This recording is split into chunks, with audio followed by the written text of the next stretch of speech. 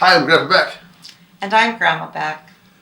Thanks for taking time to check out this video about how to play Cover Your Assets. Cover Your Assets is our bestseller. It's a great game for all ages. It can really bring your family together or with groups of friends. Just lots of fun. Quick and easy to learn. In about 5 or 10 minutes, everybody will be playing and having a fun time and laughing together. Hello, I'm Grandpa Beck of Grandpa Beck's Games. Some people even call me Brent. My wife, Tani, and I are here to teach you how to play Cover Your Assets. Thank you for taking time to check this out. I think you'll find this game can be quick-moving and engaging for all ages. Overall, the goal of the game is to be the first one to reach a total of $1 million in valuable assets. That usually takes a few rounds, but if you're in a hurry, you can play a quick hand and still have lots of fun. The game can be played with 2 or 3 players, but it's most interactive and intriguing with 4 to 6 players. Some people add in extra decks and play with more than 6. The basic mechanics of the game are quite simple, so kids as young as 7 years old really enjoy it. For a game that kids enjoy, it is interesting how uniquely engaging it is for adults to play as well, with or without the kids. You will soon see how battling over valuable assets can become a bit addictive. Let's get started. One player will shuffle the cards up well and then deal 4 cards to each player. There are 2 decks. We use casino quality playing cards, so when they are new, they might need to shuffle part of the combined deck at a time until they get broken in. The remainder of the cards are placed in the center of the table. Turn over the top card in the stack to begin the discard pile next to the draw pile. The player to the left of the dealer will play first, and then be the dealer for the second round. The game is played in turns clockwise. There are 10 types of asset cards with dollar values between $5,000 and $20,000. The silver and gold cards are extra valuable, worth $25,000 and $50,000. They are also valuable because they are wild cards and can be used in several different ways. Each player is going to try and collect a stack of assets whose face value will be their score at the end of each round of play. These are laid down in pairs, offset from the pair below. The first goal is to make any pair to begin your collection of assets. You place this pair face up on the table in front of you, and your asset stack has begun. This pair can be 2 identical asset cards, or any one asset card with a wild, a gold or silver card, placed behind it. You'll see why later it's important to keep that wild card hidden. You can also make a pair with 1 card from your hand and a matching card from the top of the discard pile. Those are the 3 ways to make a pair.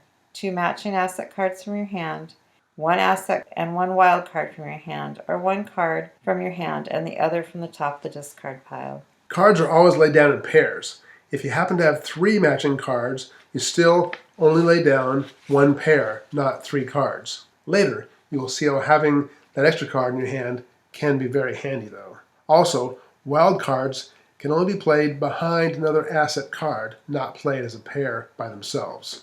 Each pair of assets is stacked offset from the pair below in a crisscross pattern.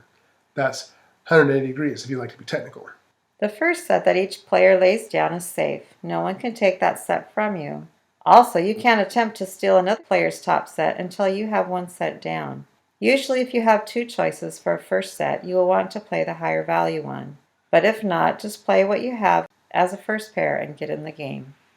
Tani mentioned stealing. That is the really fun part of the game, with lots of interaction back and forth around the table. Tani is a mild-mannered mother of 5 and a grandmother of 14. But when playing Cover Your Assets, it's no more Mrs. Nice Grandma. Well, it's all in good fun, of course. But Granny takes no prisoners. Here is how it works. Let's say that Brent has a set of classic autos as his top set. I have a classic auto card or a wild card in my hand. On my turn, I show him one of those cards and say, "I'd like those autos." That would be the challenge. He would defend his autos by showing me back an auto card or wild card from his hand. If I have a second auto card or wild card, I could challenge again. He could defend again if he has the right card and chooses to. The winner of this back and forth challenge wins all the cards used to challenge or defend, as well as the top set that was in play. This new, more valuable set goes on top of the winner's stack of assets.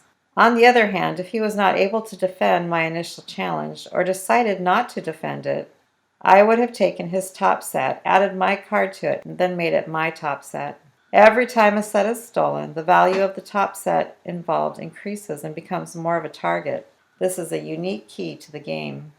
After Tawny has just captured my big stack of auto cards, what she would want to do is to put another set on top to cover her assets. But you only get to do one action per turn. She will have to wait till her next turn to cover those assets and try and keep them safe. In the meantime, that same set may be stolen again and again before finally getting covered. Once players see how this works, they get the game and are hooked. After each turn, all players who have played cards draw back to 4 cards before the next turn. This refreshes your hand. You may be able to steal back a set that was just taken from you. After still and defense play, the player whose turn it was gets to draw first. Making a pair or attempting to steal are the main goals each turn. If you can't make a pair or steal, then you must discard one card face up in the discard pile and draw one new card. This is the default move and can be done any turn in place of other things if you choose to. Sometimes you might get the same card you just threw out, but well, those are just the rules. Once the draw pile is exhausted, play continues the same way. The only difference is that now you must discard only, since there's nothing left to draw. Back to the stealing for a minute. It is important to note that the matching card or a silver or gold wild card all have equal power in the back and forth of challenging and defending your assets, even though the point values on the cards are different. Though the power is the same, the glory of winning or the pain of losing a gold or a silver card is quite different than the other, lower valued cards. Often, a valuable asset stack becomes a hot target, and everyone starts going for it with their matching cards and wild cards. Some sets can become worth hundreds of thousands of dollars and be the set that crowns the winner of that round. Winning an asset stack is nice, but winning it last and covering it is the best. If Brent just put a pair on top of a valuable set he won, my goal would be to steal the top set so that the more valuable set will be back in play. Now it's time to uncover his assets. I told you she was ruthless. She is one tricky grandma. She's also known to save a wild card till just the right time at the end of the game and take your most valuable assets. That's how she rolls. This isn't checkers. We are talking about $1 million here. Play continues till all the cards in the draw pile have been used and all the players have played every card from their hands. There really is a bit of endgame strategy as you decide on the best way to play those last 4 cards. It may not be apparent in the first play of the game, but you will figure out strategies as you play a few rounds. We hope this game, and our other titles as well, will provide years of fun with family and friends. There's great value in spending time together and building relationships. After all, relationships are really one of the most valuable assets in life. Please contact me with any questions or comments. My email address and cell phone number are on the rule sheet and website. Yep, if you call the official company number, you'll reach my cell phone number, and I will either answer right then or call you back very soon. I look forward to hearing from you. Thank you for taking the time to watch this video. From our family to yours, we wish you the very best of life. You stole my line. If you have any questions about how to play Cover Your Assets, please note that my email address and my phone number, my cell phone number, are on the rule sheet. And so just contact me. We'd be glad to answer any questions. But the instructions are pretty clear. But we do look forward to hearing from you. It's really fun to hear the positive feedback we get. It is lots of fun hearing from people. We hope you really enjoy this with all of your family and friends. And please share it with others for us. Thanks. Have a good time, and we look forward to hearing from you.